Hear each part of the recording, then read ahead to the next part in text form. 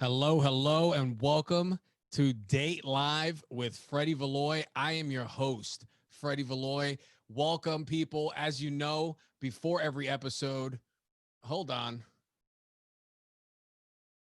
hold up.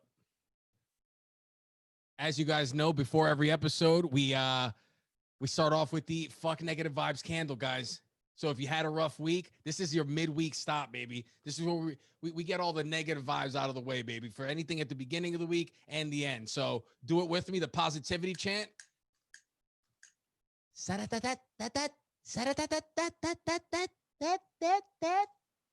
we go. Fuck negative vibes, guys. Welcome to Date Live with Freddy Valoy. Today's bachelors are brought to you by Raleigh Cheesy. There's this great Instagram account. Fellas, listen. If you're single out there and you're looking to separate yourself from the competition, you got to develop some skills. And a good one to have for a date night is to know how to build a cheese board. So if you're looking for a fancy way to impress the ladies or anything like that, I would follow on Instagram, Raleigh Cheesy. It's run by Courtney Bowman, and she's the one that introduced me to these awesome dudes today. Guys, I'm telling you, invite a girl over for a cheese board. All right. This is what you're going to do. This is my tip for you. You ready? Invite a girl over for a cheese board, right? When she comes over, you start peeling open a pack of Lunchables, right? She's going to be like, what the hell is this guy doing? And then you go, no, I'm just messing with you. Then you bust out one of the cheese boards that Raleigh Cheesy taught you how to do. I'm telling you, it's a misdirect. It's surprise. It's just a great way to set the energy. If this is your first time watching Date Live, this is essentially, I have two bachelors or bachelorettes on every week, 20-minute conversation. It's about them and their dating experience. And there's also some fun questions sprinkled in there. So you get to see how they work with creativity and how much fun they can have with some of these questions. And then at the end, we do a role play. I pretend to be, one of their girlfriends, and we have to work through a problem or some kind of situation. And it's usually fun. So guys, without any further ado, if you haven't yet, please subscribe to the YouTube channel. I post podcast videos there, comedy videos, things like that. So we'll be releasing again here shortly.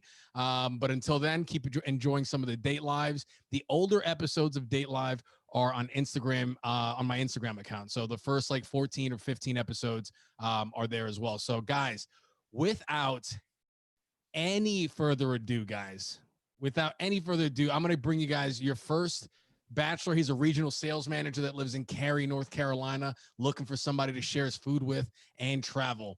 And he has one of the best quotes from the old master Uguay. Give us the quote before we even start. What's your favorite quote?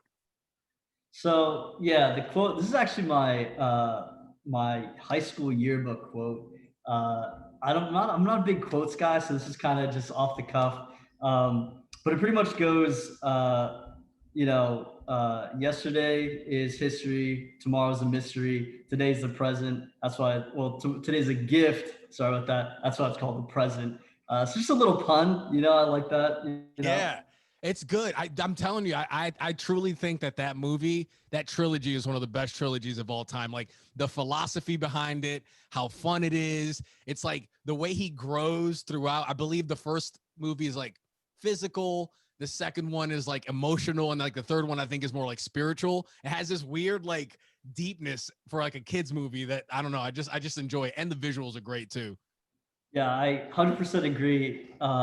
It's interesting that you mentioned that it's like a kids movie that has a lot of depth to it, and it's an interesting balance, right? That's what animators kind of have to do is they're making a show for kids, but who's taking the kid to the movie theater, right? It's the parent, so they have to make it kind of interesting for both parties. So they did a good job. I really enjoyed it. Yeah, me and my girl are talking about doing like a children's book for kids, obviously because the children's book, but have it be like adult based things. Like one of them is called Sleepy Rachel.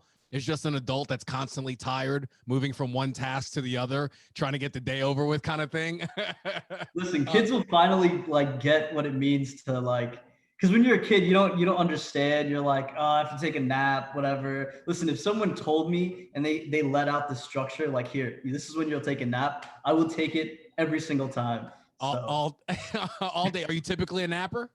no, okay. Here's my problem is like if I go to take a nap, I'm gonna wake up the next day. It doesn't even matter when. It'll be 3 p.m.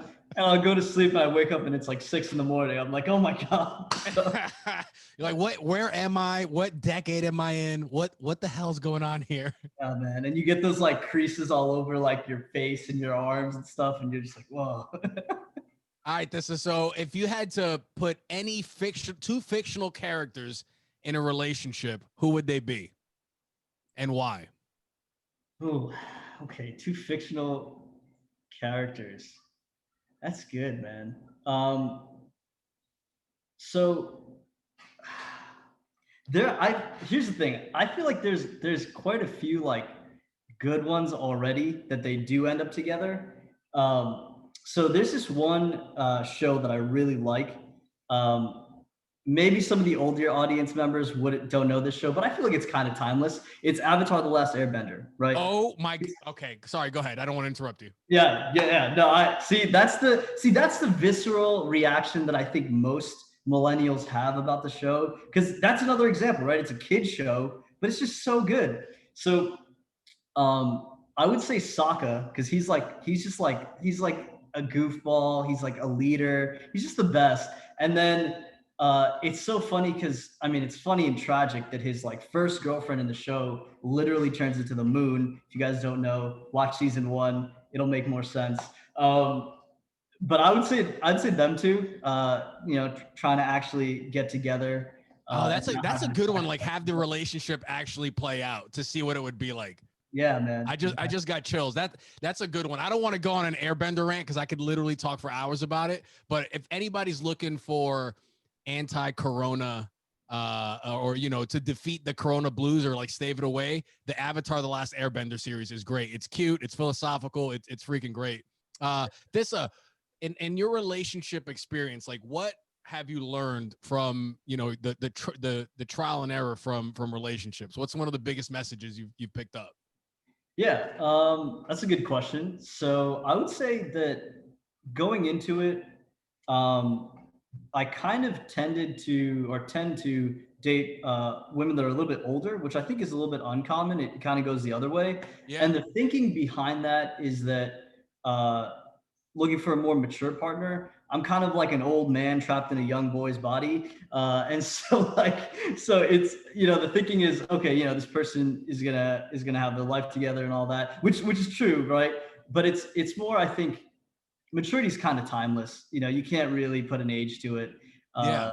The age is kind of just is a number. And you can figure that somebody that's older has had the opportunity to grow more times and has had more experiences. But really what's more important than all of that, I think, is whether or not you're receptive to those life lessons, because you're going to get those all the time. I feel it's kind of up to you to say, okay, this is something I should pay attention to, this is something I should grow from. I love that, man. I call that fine tuning the instruments, because life's gonna come at you, and if your instruments are really fine tuned, you can start to pick up the opportunities or the whatever it is. You can start to see what you're talking about, the lessons of that life is bringing you. Because if not, then life's gonna keep bringing you the same lessons until you learn the lesson, until you figure it out. What would you say is your most old man quality, since you are an old soul? Yeah. Oh man, Besides I'm falling like, asleep at 3 and then waking up at 6 in the morning. it's not that. I have a friend who's like that, but no, I have a couple. So one right away is I'm pretty bad at social media. Like, because you were telling me earlier, you're like, yeah, some of my videos on Instagram Live had to like Google like how do you access that, and then it was a mess, man. So I mean, I'm good with YouTube. I'm good with like most stuff.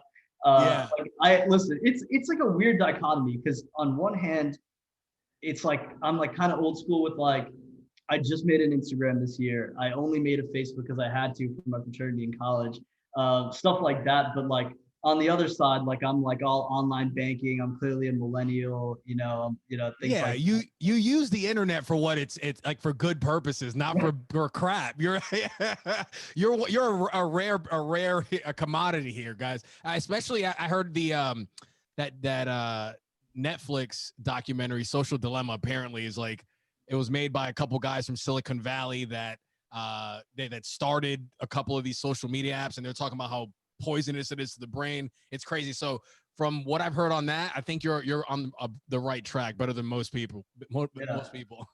Yeah. Thank you. I All appreciate right, that. let's see. What is the weirdest date you've ever been on?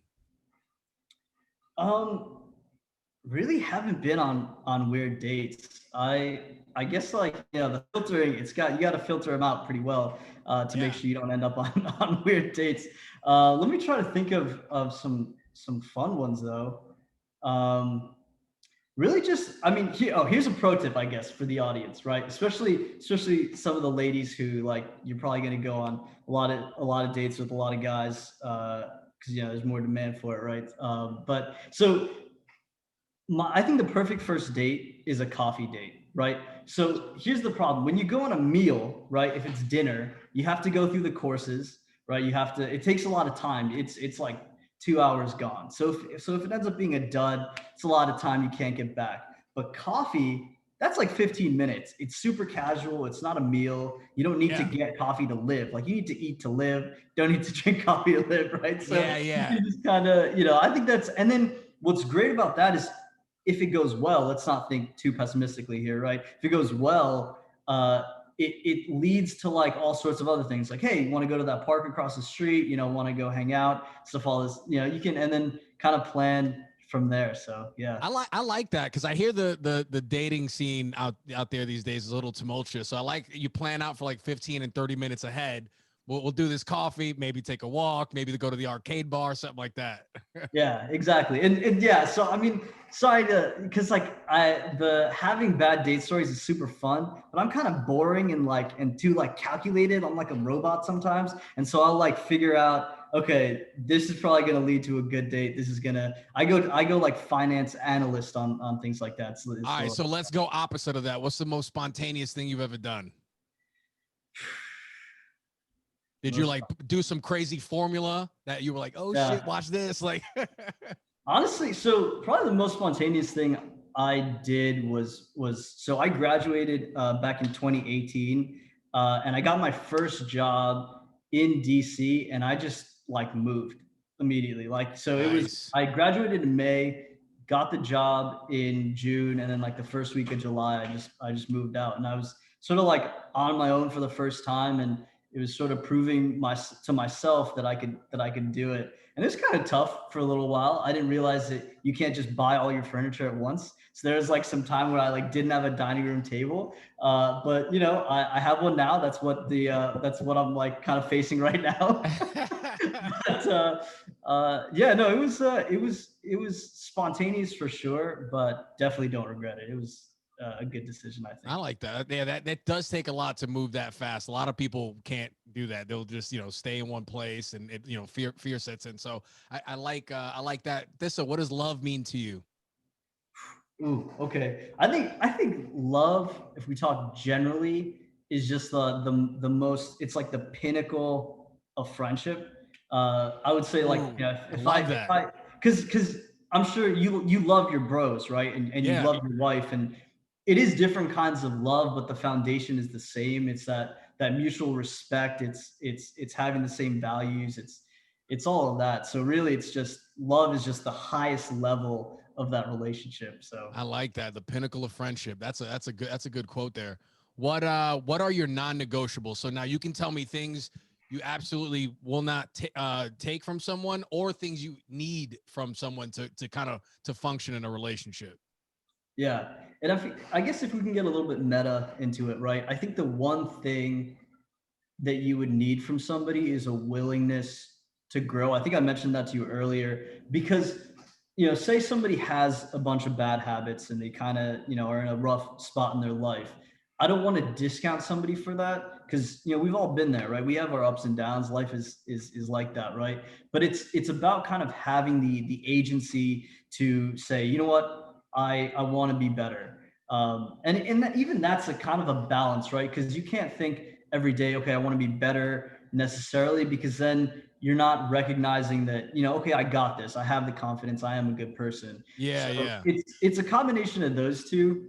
But then if we want to be less meta, probably like drugs. That's not really about, I'm not really about that life. Nice. That's a good Um, one. and just kind of like clean living, you know, active lifestyle, that sort of deal. What I kind of need, and sort of reverse the latter part that you mentioned, was what I would kind of need from my partner is um, kind of like not being afraid to push back. So I feel like sometimes I can be a little bit like a strong personality. But I recognize the fact that I need to grow too, right? And so no matter how bullheaded I want to be about me being right, I'd like my partner to have the confidence and kind of also the finesse to be like, hey, you know, you could probably do things a better way, and like, hey, I love you, but stop wearing cargo shorts, or just like stuff like that, you know? So, like, I don't. For the people out there, that Yeah, ended yeah. a while ago. So, but Oh, that's awesome. All right. So which breakfast cereal are you and why? yeah, I saw that question on the other episode, and I remember one of the ladies said honey bunches of oats. I'm not a big cereal person, so I'd started literally from that moment. This is how like messed up I am, right? I like started looking up cereal brands. Not even joking. And I was like thinking, okay, when I was a kid, I had Kix, but Kix is boring. I'm not boring. So I was talking to my friend Derek about about cereal, and he was like, dude, and by the way, you got to get friends like Derek. He was like, dude, Kashi cereal it's an expensive cereal, but it's actually the most cost efficient per gram. So like you know how like Cheerios and like Frosted Flakes, they're super cheap, right? But like how much does a Frosted Flake weigh, right? Nothing. It's got no substance. So Kashi, yeah, it's a little bit more expensive. You know, there's a little bit higher of a bar of entry, but it's got a lot of substance. It's wholesome. You know, it tastes good. You can tell your friends, hey, you know what? I just took Kashi home the other day, and they'll be like, good for you. Like that's so responsible, you know. Like you've been having Cocoa Puffs your whole life, and you finally moved on to Kashi. That's awesome, you know. Oh, dude, that you killed that, dude. I'm gonna have to say that's probably the best cereal answer we've gotten. So good for Thank you, you, dude. man. I appreciate the research and all that you do. We got a question from the one of the viewers. What's in the top drawer of your bedside table? Wow. Okay. Um, I don't have a bedside table. I'm sorry. I'm just throwing a curveball at all your questions, and It's I'm just good. like This is ruining. okay. This It's is bad, great. man. So okay, here's the thing. Um, I I used to have like a you know a bedside table, but it was a little interior design kind of deal. The if you have one that doesn't have a drawer, it's more like just like a stool kind of deal. It's a little bit more modern, you know, a little bit more mid-century. So I kind of went with that. That was my go-to kind of my bedroom scheme there. So no shelf, unfortunately, in there. Minimalist, kind Yeah, of like yeah, fancy exactly. look. Yeah, It's like, hey girl, look at me. I got some style. yeah, okay, yeah. Yeah, I like that. I did that too. Where'd you get a West Elm? Did you go to West Elm? I'm a Wayfarer guy, dude. West Elm is Ooh, nice. West Elm yeah. is really nice. But yeah, Yeah, Wayfair is good. You get like the West Elm looking stuff at a much better price. So that's a lot smarter than what I did. I got robbed by West Elm. I have a neighbor who I think has a West Elm piece that she got for like $90, I think, and Ooh. it was through a thrift shop. But it's gorgeous. I mean, it's all wood. The chairs are wood as well, and they're just sculpted amazingly. But yeah, my love for interior design is like it's like pouring out right now. Yeah. So how long you been into that? Honestly, since I had my own space, just like kind of figuring out what my style was, and it was definitely like mid-century modern, just like my colors, like tan and gray. You know, just figuring that out, and it was really fun. I really like it. But I think really the kind of tough thing is when you live in an apartment, the space is kind of it's temporary, so it's a little bit hard to hang up stuff and really make the place feel like your own. So definitely like next big purchase is a house, so I can really make it my own. You know. Yeah, yeah. Get the more permanent furniture and all that. But yeah, I like that. I like it. I like it. Let's see how much time we got left. Oh, we got time for a couple more questions. All right. So if reality, people's thoughts and opinions and money was not a thing, what would be your ideal career? So for me, I would be like an international jewel thief, and I would steal priceless artifacts, and I would donate all the money to charity after I take my 90% cut. That would be my that would be my dream job. Dude, the life of a medical sales rep, it really, you got the commission out of it, man. I appreciate that, man. But so I'm a little conflicted. So I guess my first answer would probably be like an actor. You said that kind of like fame doesn't really matter, and I guess that's probably a benefit, right? Because I guess one of the downsides to being an actor is the fame. My thing is there's like a perfect level of fame, right? And it's Casey Neistat. So as a YouTuber, do you know who Casey Neistat is? No, no.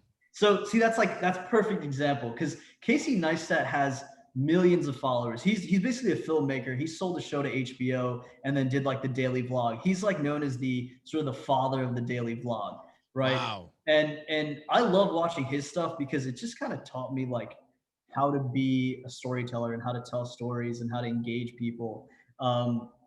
But he's the perfect level of famous because he'll go all around the world and swarms of people will like go to him and like ask for like selfies and stuff, and he gets recognized everywhere, but he's not that famous that it like kind of encumbers his life.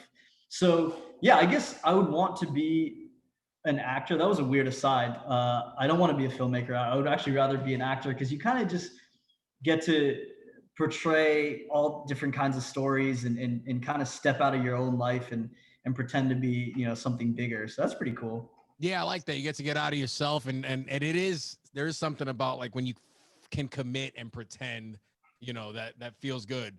So speaking of pretending, it's time for the role play. So Do it. we've been dating 5 years. I get home and we have things we got to discuss. Give me 1 second.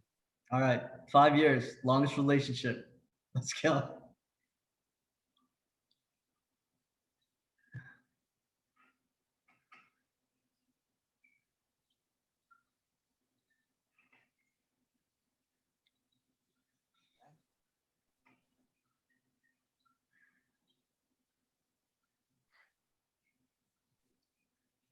Hey, babe.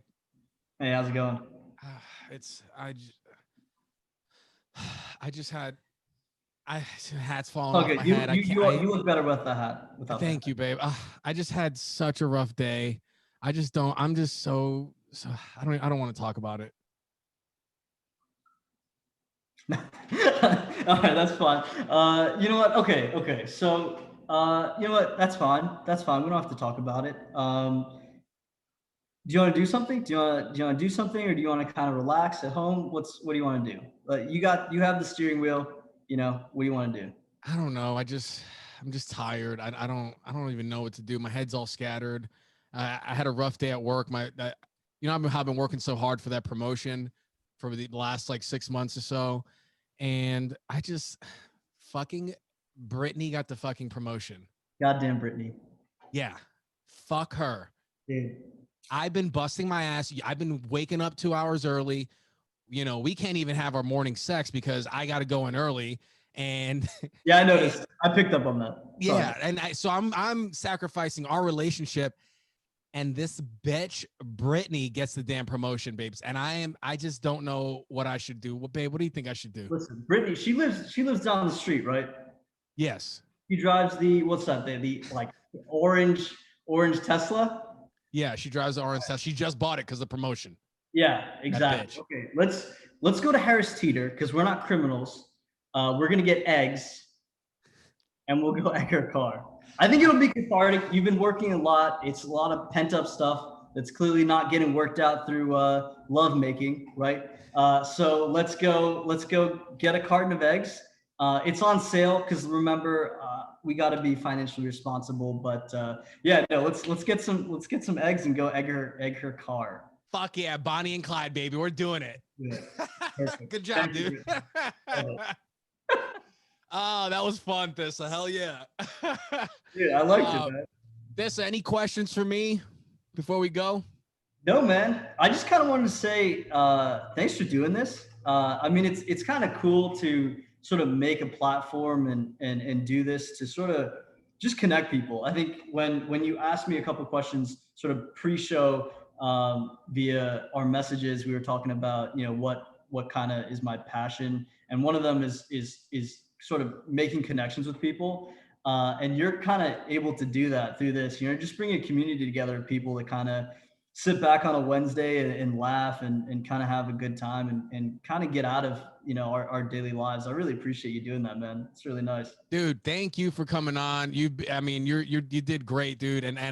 Yeah, thanks for pointing that out, because it is fun to meet, you know, spend 20 minutes a piece with two new people, and I mean, every episode has been a lot of fun. It's been cool, man. So I appreciate the love, brother. Thank you. Oh, real quick, got to shout out Courtney at Raleigh Cheesy. I know you'll probably do that yourself, but I mean, even like, so she did the same thing, right? She's building sort of a community in Raleigh surrounding sort of good food and hopefully finding people partners and stuff like that. But she's the fairy godmother. She hits me up all the time and we chat, and she gives great advice. So I just got to say thank you, Courtney. Really appreciate it. Hell yeah! Shout out to Raleigh Cheesy. This brother. It was good hanging out with you, man. Yep. See you, man. All right. So I hate the looking for the buttons look, you know, when you're on live television or whatever this is. Guys, your next guy's, listen, when I tell you this guy's been to 43 different countries, I don't want you to think that Pitbull's coming up, even though I look like Pitbull right now with this suit on, guys.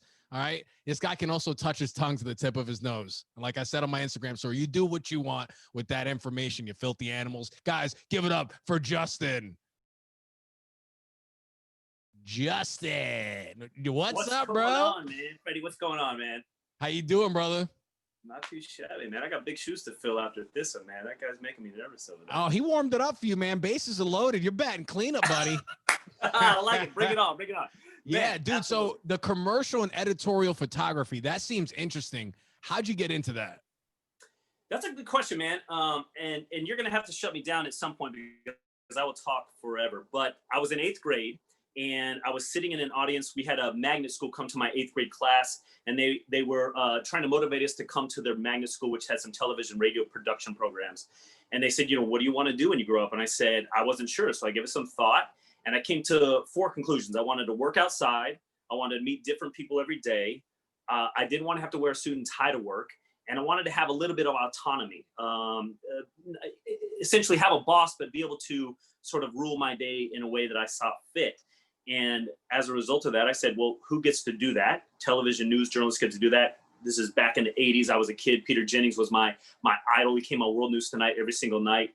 And I was like, it'd be great to do what that guy does. But I want to be where the action is happening. So I decided I wanted to be a photojournalist. And so for the early part of my career, 23 years now, I've been a photographer, and that qualifies and meets all of those criteria as a photojournalist working for newspapers. But folks like you and I and many of my friends don't buy newspapers anymore. And so I've transitioned from the world of daily photojournalism, telling people stories in that way, to editorial and commercial. I still tell stories, but I now do it for businesses and corporations and that sort of thing. Awesome, man. And what's some of your favorite things to shoot? Like what, or you know? Yeah. So the best day for me is, I'll give you an example of the best day for me. There was many years ago, I was photographing. I was a photographer at the Post-Dispatch in St. Louis. In the early morning, I was photographing the CEO of NutraSweet. We were up on his executive office overlooking the entire city. I'm a young individual, directing this person where to go, how to sit, ways to look. When I left that assignment, Freddie, I went and I spent time on the banks of the Mississippi River with a homeless man who had made an encampment on the side of the Mississippi River. And I'll never forget, because he had these spoons that dangled from the trees that were his alarm system, right? And so the contrast between literally the CEO executive of NutraSweet in the morning and spending the late afternoon with this individual who was a homeless man, that was a fascinating experience, man. Because I'm a photographer, I literally get to step into people's worlds. I carry a camera around. It's a vehicle for doing what you're doing right now, for asking questions and inquiring with people. it's remarkable what people are willing to tell you when you gain the skill of making them comfortable, and making them feel welcomed, and sort of seeing them, and then documenting that experience. So that's I don't remember exactly what your question was, but I hope that answers it. No, it definitely does. And making people comfortable is a big part of, what I do, whether it's comedy, my podcast, this. And I Sure. think, and I can tell you have this too. It's just that genuine curiosity.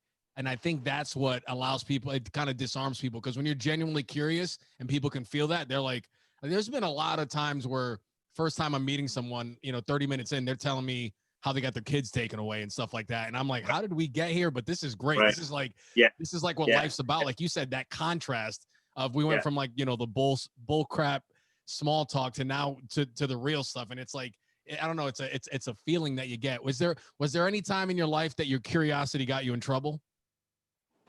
Man, my curiosity has always got me in trouble. My grandfather was this crazy Polak that's a Polish phrase, for I don't know what it means, but it was a phrase that he described himself. I think it's derogatory, so I apologize if there's any Polish people out there. I am Polish. In any case, man, he used to do things all the time that seemed very normal to us, my brothers and I growing up. I'll give you a quick little example, man. So I grew up in Central California. We used to go skiing in a place called Badger Pass. When I was a kid, they had these entertainment books that were like buy one, get one free coupons inside the entertainment books, right?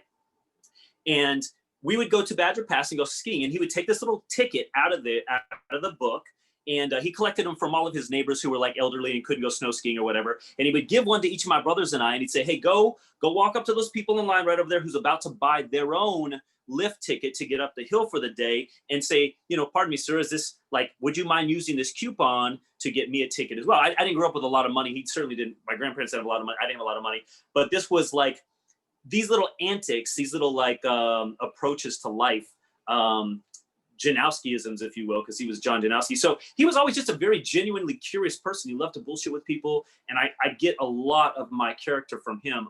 There were times, man, when I can remember an occasion when I was with some of my friends, we cruised to Las Vegas, and they had some big, as you do in Vegas, had some big conference event there. And we walked down this hallway, man, and there was a buffet of delicious and amazing food. And we were not dressed anything like the people who were participating in this conference, but I got some old Janowski in me, and I was like, that food looks mighty delicious. That watermelon over there, looks pretty tasty. And so I quickly diverted to the right, and my friends were like, where are you going? And I just walked through the room. It's this long room. And I walked in, grabbed a couple of pieces of watermelon, and walked out the other door, out the other entrance.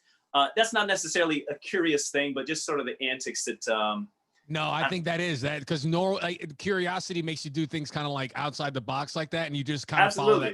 Yeah, you just like, I'm gonna see where this takes me and see, sure. what I end up in. What if you could put any two Disney characters in a relationship, who would they be and why? Oh man, Miss Piggy would have to be one of them, because that lady's she's just crazy, right?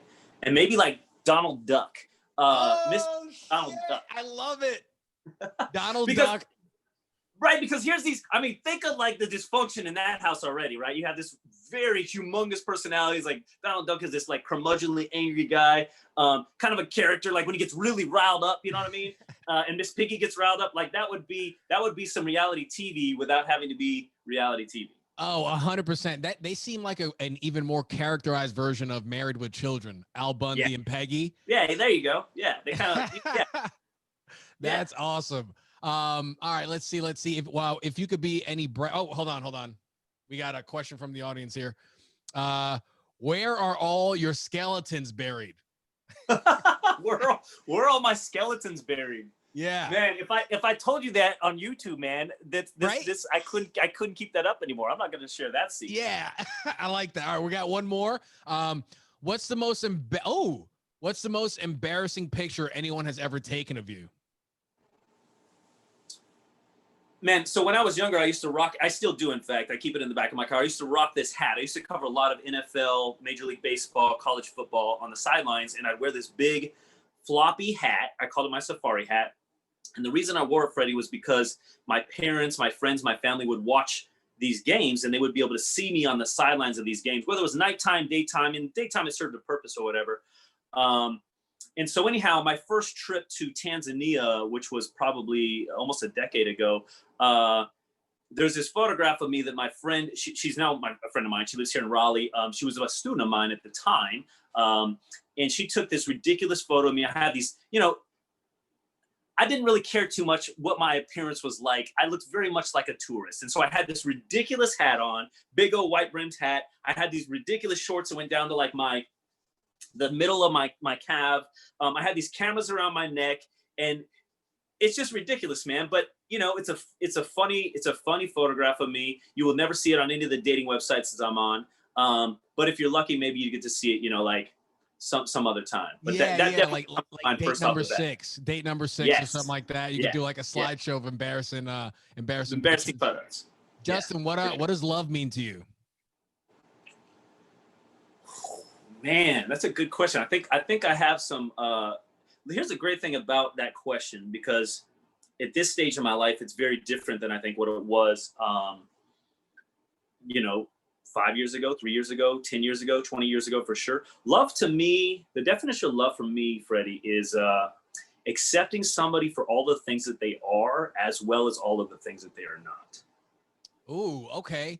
I like that. So if you were to, fall in love with someone, what are some of those things that you think someone would be annoyed at? Like for me, I'm a forgetful person. Sometimes I'm not present. What else, babe? What else we got? Hold on, she's watching the show. There's a couple, just like what is it? Not present, just little things like that I try to work on, and it's just you have those like, why am I like this kind of moments, like things like that. What are those things for you? Well, I mean, as far as me as an individual, the things that I'm continually sort of working on. I definitely am forgetful, and that gets me into trouble sometimes. I have there's wild things that I can remember very, very vividly, and there's other things that I can't. I think, just trying to manage expectations, man. Trying to manage expectations of what your partner can bring to the table, and being open to, like one of the things that I'm a huge proponent of is being able to admit mistakes when you make them, and make an apology for those things. That's a life hack. That's absolutely a life hack. It makes life so much easier when you can just be like, that was my fuck up. How can I make it better? And when you can let go of your pride, which is a difficult thing to do, especially when I was younger. I was cocky, I was arrogant. You get knocked down, you gain some humility in life, and that's definitely something. I agree with you. That's certainly a life hack for sure. What's the most toxic thing you have done in a relationship? Like I give the example for me, a girl broke up with me and I left 16 voicemails on her. Oh, that's rough, man. It was the whole roller coaster of emotions too, anger, sad, cry, all that. So not a good day for me. Here's the thing, man. Here's why I appreciate the vulnerability in you sharing that, because we've all been there. It may not be 16 voice messages, Freddie, but it was some other medium for expressing the frustration, and like it was toxic. You look back on it, it's like there's some shame there. That's like, that's a good question, man. I would say probably not letting go of something when it was apparent that it could not carry forth without proceeding to continue to spiral. Like just not being conscious, not being self-aware of the fact that this is going nowhere and continuing to create harm in a relationship that I would have been better off, and it would have served my partner better leaving sooner. Brother, I don't know if I have anything that's like 16 voice messages. I mean, I've certainly sent the voice message, not to say that, I'm sure there's some lady out there right now, this is going to live on the internet forever. And she's like, there was this one time you did this one thing, and I'll be like, oh. She's standing on her chair right now, like, Yeah. How could you forget this? Let me. She's probably sending in the messages to your Instagram right now, man. She's like, let me show you the screenshot, Freddie. This is what he's forgetting to mention. All right, if you could be any breakfast cereal, which breakfast cereal do you think you are, and why? Oh man, that's a good question.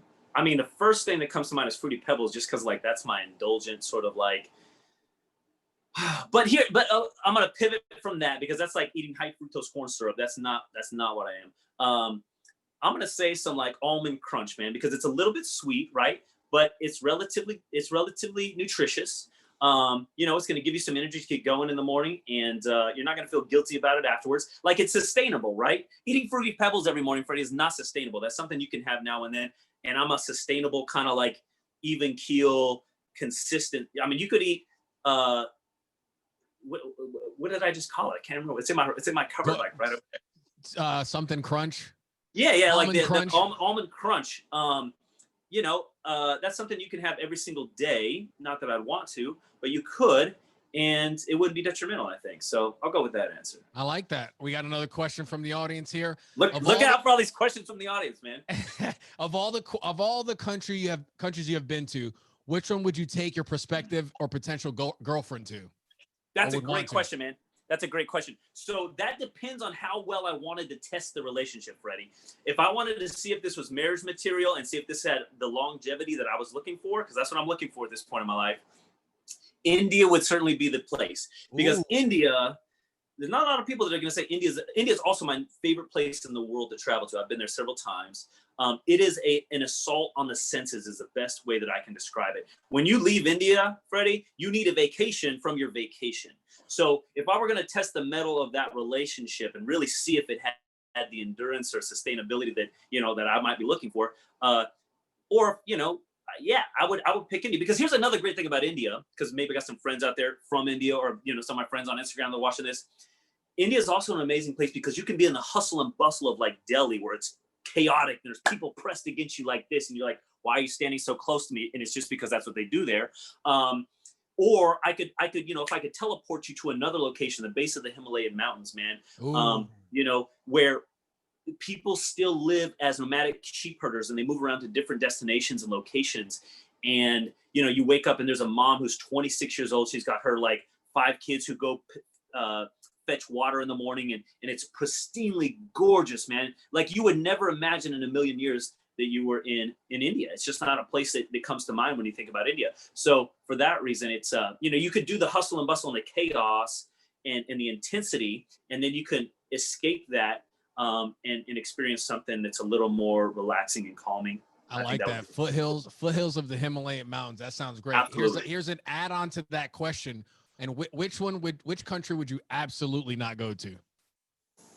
Like that I've been to before, like not return? That you've been to before, where you're like, it ain't for me. Man, I hope my friend Shema isn't watching. Shema, I love you if you're watching this. I love your country. It's just the least lovable sort of place. Morocco is my least favorite country, man. I've spent a lot of time in the Middle East. I did sales there for a good period of time. And Morocco, everybody has a desire to go to this country. There are places in Morocco that are really wonderful. But as a Westerner, it's the antithesis of India. India, people love Westerners. They absolutely love Westerners. In Morocco, granted, tourism is a big part in Marrakesh, but they're not. I'm a photographer. I'm there to document. They don't like being photographed. So that makes it challenging. It's hot as all get out, man. It is incredibly hot. Now, granted, I've also been there 4 times, and so I have the privilege of having spent a lot of time there. And like anything, you have this idea. The first time I went, it was remarkable, and my friends that I made there. I don't want to speak to the people of Morocco, but as far as like an experience, it's like number 1 on a lot of people's lists. And there's a lot of other places that I would prioritize first. That makes sense when you bring up the photography stuff. If they don't like they don't like the thing that you love, so it's kind of like just from like an innate level. It just makes that challenging. Yeah, certainly. Yeah. All right. So another question from the audience. You're lighting up here. I love it. What trait do you value most in your partner?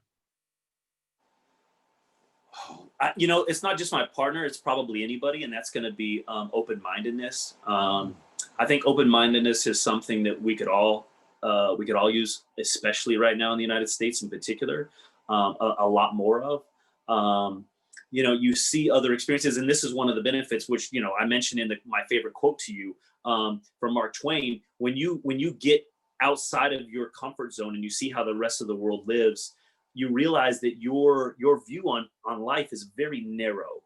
You have these blinders on that are particularly narrow, and having experiences outside of that, you know, the places that I've traveled, the people I've experienced. At the end of the day, Freddie, we're humans, and the things that make you cry and me cry make the people in the furthest reaches of the planet, they feel the same type of pain, the same kind of joy, the same kind of love. That is all the same because that's a part of humanity.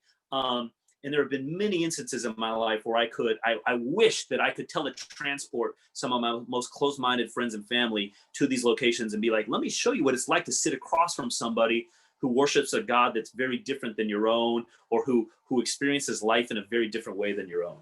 I like that, because you know, I sometimes ask the question, if reality wasn't a thing, whatever. I wasn't going to ask it for you because I feel like your job's already like the best, but you could be in this new reality, you could be a person that teleports people to other parts of the world so that they can gain perspective. So they can gain perspective. Absolutely. That's going to be the case someday, man. I'm just a little bit, you know, ahead of my time. Like someday, millennia from now, that won't be a problem, and that'll be a great time. But, you know, in the meantime, it's why I've got photographs like, you know, this individual over my shoulder. People come into my home and they want to ask questions like, tell me about the story of this person. And I can share that. And like, you know, Please I look do at this. that. Please. Yeah. So that was one of my questions. Who is that? Oh, let me tilt up just a little bit. So this is a gentleman that I photographed in Tanzania, in fact, and he's a coffee farmer. And there was something about his eyes, man. I walked past him and I asked him if I could make his photograph or make his portrait. Now I sound all pretentious. Like my friends used to be like, when I was young photojournalist, they'd be like, can I make your portrait? And I was like, get over yourself, man. So I asked this individual if I could take his photograph. And, you know, this is a guy who's worked most of his life. Here's the thing about this. You can't see it too well in this photograph. You can if I move the plant out of the way. But he has a suit coat on, much like the one that you're wearing.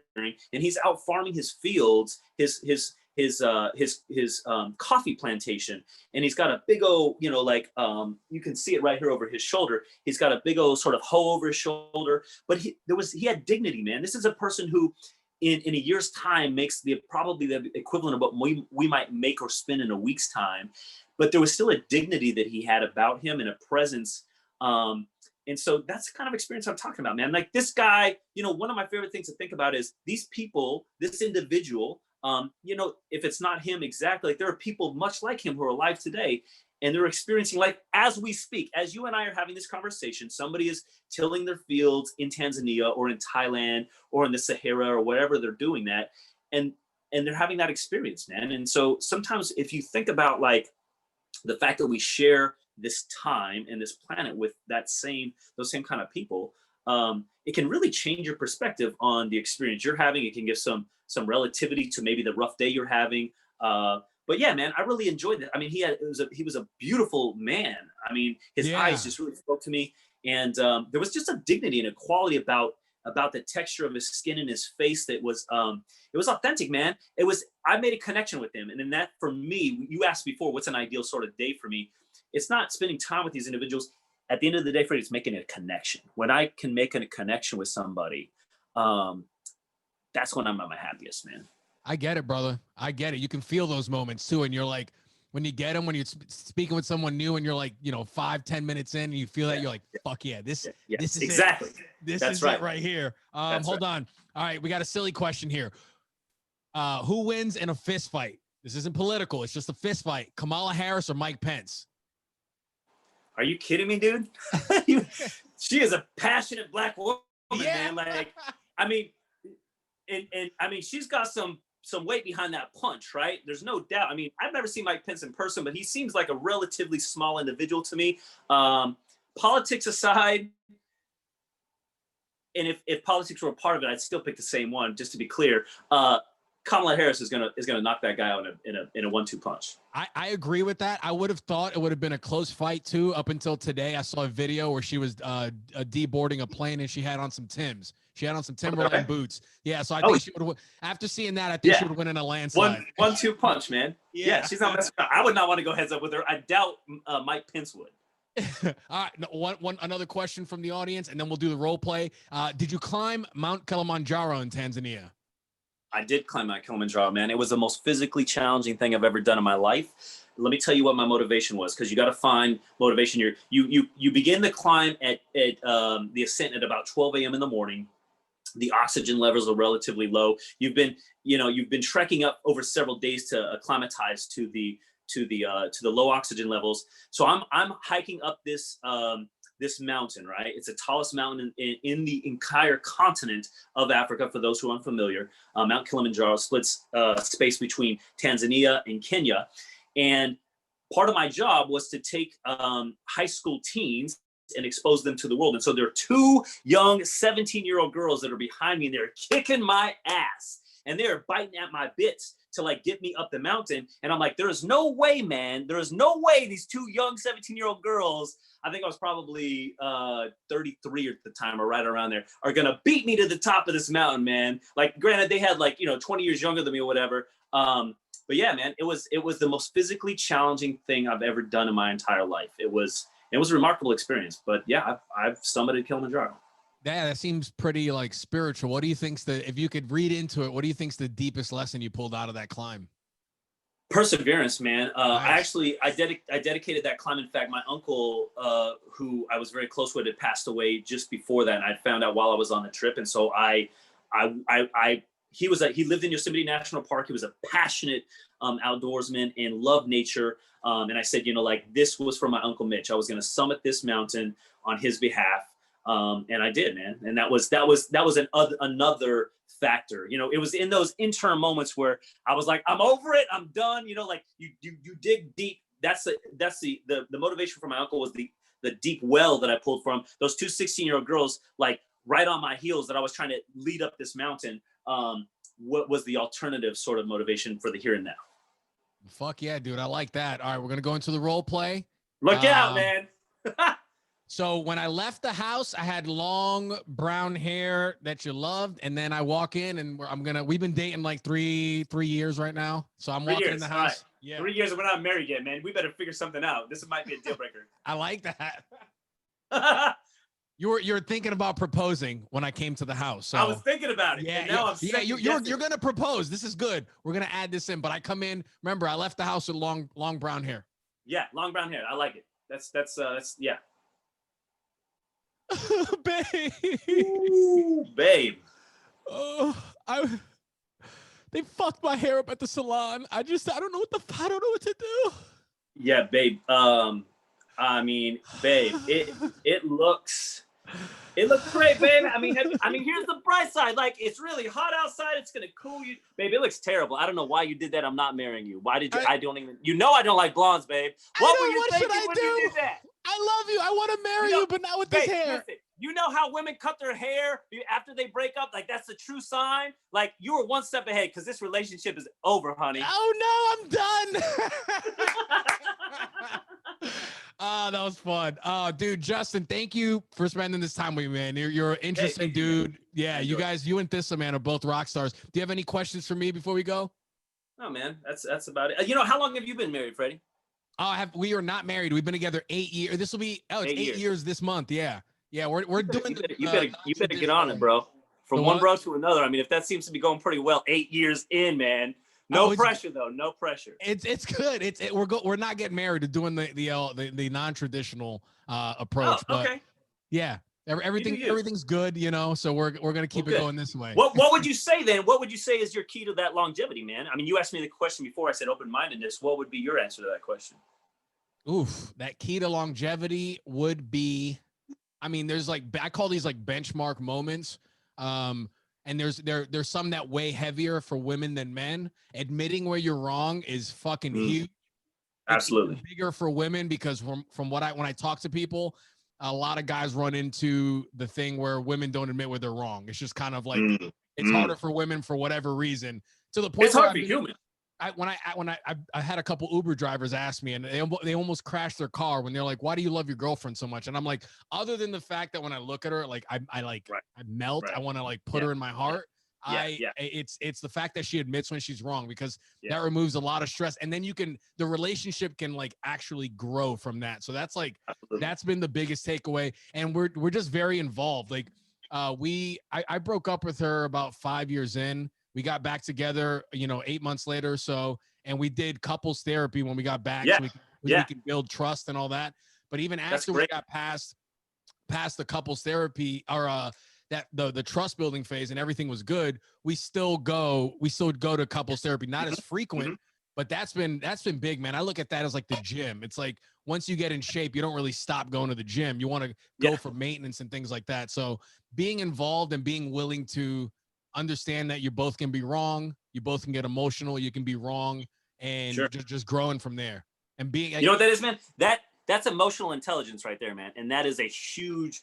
That's a you know, if the second tier to my open-mindedness would having emotional intelligence, because there's things you've learned, some self-reflection, self-awareness. You know, if you've done the work, Freddie, and that's what you and your partner have done, is doing the work, right? And that's the great thing about it, is once you've done that work, and there's no plateau. It's not like it ends. The work continues, and that was a great thing you pointed out.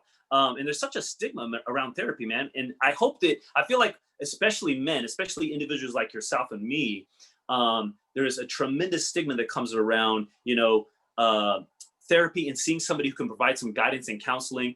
And I feel like we're moving to a time and place where that's, you know, when you got people like the Brene Browns of the world that are making themselves more vulnerable, they're expressing themselves. Everybody's got shit, Freddie. Everybody's got shit and baggage, especially if you're somebody like me who's, you know, been through life to this point. This old young man, he ain't got no baggage. He's got baggage, but it's very tiny, small, you know, small things. You got folks like myself and you over here. We got some bigger baggage, but if you've done the work and you figured out how to sort of address that and be conscientious of that, that can be a game changer, man. So I appreciate the fact that your willingness to share that.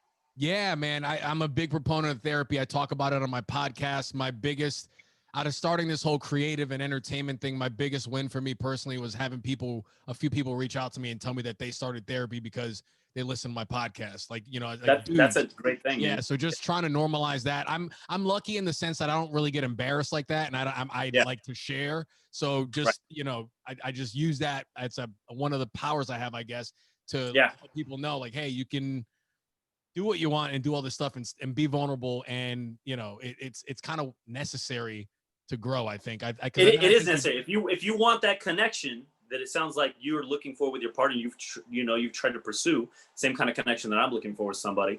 That's what it takes. It takes the work, man. You got to put in the work. Yeah. The another part to the longevity, it's huge, is radical transparency. Like, dude, that's super honest. When we got back together, the biggest thing that we were laying in bed and I was like, hey, this is what we're going to do from now on. I was like, I know you love me. You know I love you. We don't want to hurt each other. We want the best for each other. I was like, let's get any thought we have out, even if it's half-baked and weird. Let me know, because at the end of the day, we think messed up thoughts about ourselves, and then we think, which is kind of normal for us, but then we think messed up thoughts about our partner, and we feel bad about that. We're like, I can't tell that person that's going to be, you know, they're going to break up with me. So we've gotten to the point where we try to express those things. And a lot of times you end up laughing about the thought. And then more times than not, all of a sudden that feeling goes away. And you're just like, oh, that was weird. Like I wasn't even annoyed at you really. I just needed to communicate to you. So it's something that we're working on now. That's awesome, man. And the best part about that is it brings you closer together, right? I mean, there's a fear there that, hey, if I'm vulnerable, if I sort of show the real me, you might pull away from me. But the reality is, if you can get to the point where you just I came back to what I said, man. I said the definition of love is accepting somebody for all the things that they are and all the things that they are not, right? And so think about that. If you can get to that point with somebody, you have the ability to have that transparency, right? I mean, ideally, we're all going to make mistakes, man. We're all going to do stupid shit sometimes. Yeah.